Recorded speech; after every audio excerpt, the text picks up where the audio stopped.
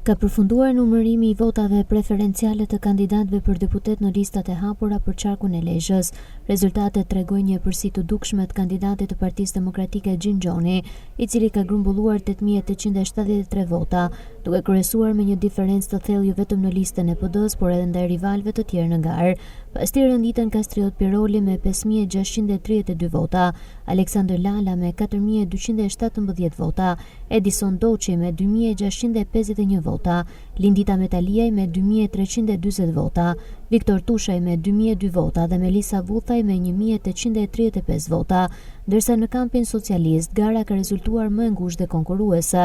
Më e votuara rezulton të jetë Marieta Neli me 6745 vota, ndjekur nga Mirka Deli me 5600 vota, Pranvera Skana me 5531 vota, Aurora Gjeloshi me 5395 vota, Andon Gjoni me 1158 vota, Klotilda Ndreca me 943 vota dhe Erjon Markaj me 295 vota.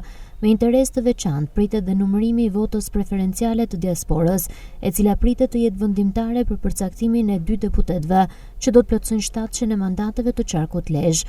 Ndërkohë fitoria Xhinxhonit, I cili ka arritur të marrë mandatin e deputetit, u prit me ovacione nga mbështetësit e tij në Lezhë. Ai falenderoi qytetarët e Lezhës, Kurbinit dhe Mirditës për mbështetjen që I dhanë atij dhe Partisë Demokratike.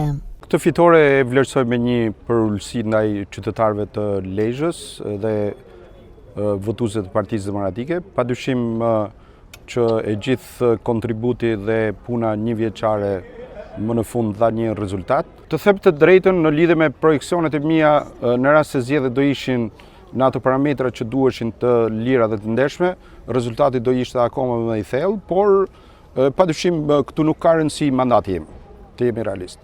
Mbi mandatin tim prevalon vota e lirë dhe ndershme. Dhe Partia Demokratike, duke filluar që nga momenti I certifikimit të rezultatit, duhet të luftoj për një vot të lirë dhe të ndershme në Shqipëri. Ajo është e para një zgjedhje edhe politike e imja, për që në lista e hapura, por edhe një vendimarrje e partisë, padyshim. Dhe kur kombinohen të dyja, jep edhe një rezultat më efektiv.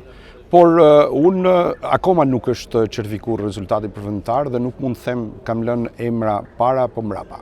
E rëndësishme është që Partia Demokratike të jetë fituese në qarkun e Lezhës. Qarku I Lezhës përllon 7 mandate deputetësh, ku Partia Demokratike ka marrë 4 mandate dhe Partia Socialiste 3 mandate.